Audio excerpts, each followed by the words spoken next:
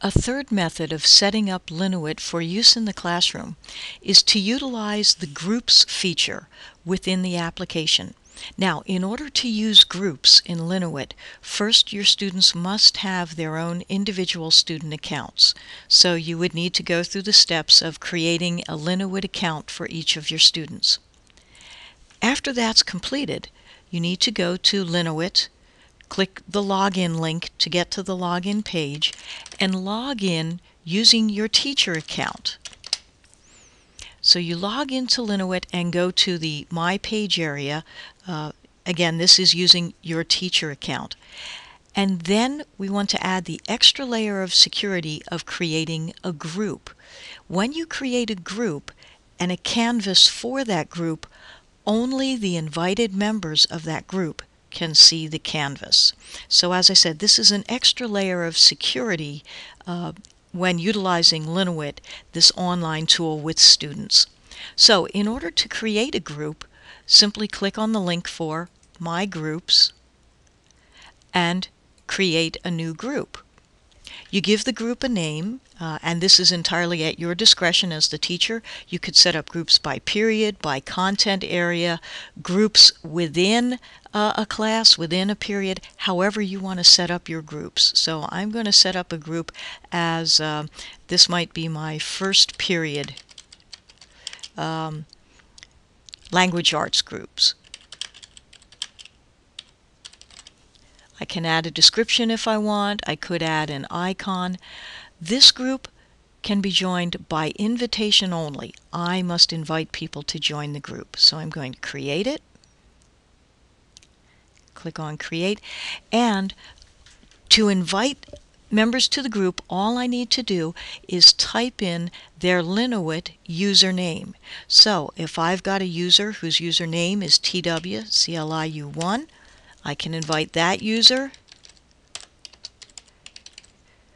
Remember, we created the account for the student Sally Adams. I could invite her by typing in Sally A.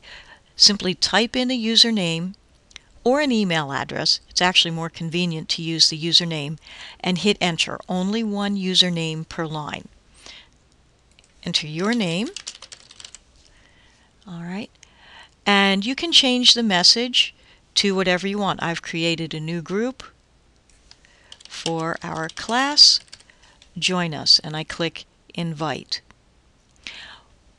Now what will happen is the next time the student logs into his or her account, across the top of the screen in red will appear a message that says you have a new request. The student clicks on that message and a screen pops up with the message that says, I've created a new group for our class, join us, with the name of the group and a button that says Join. The student simply clicks on the Join button to become a member of the group. Well, what's the next step then for the teacher? You notice here's the group, first period language arts group, and if I want to create a new canvas specifically for that group, all right, first I want to go to the group. Let me go back to my group page. The first thing I want to do is find my group.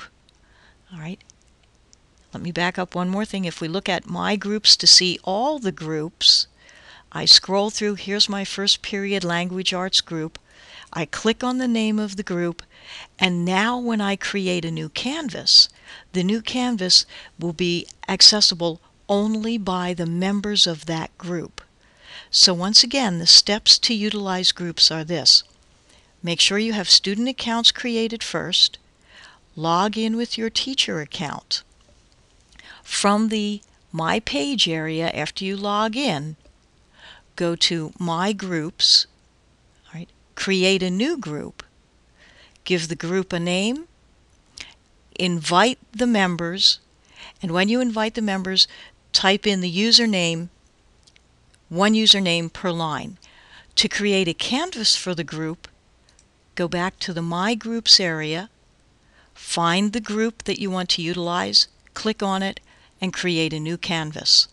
By doing so, only the members within that specific group will be able to access and utilize the canvas.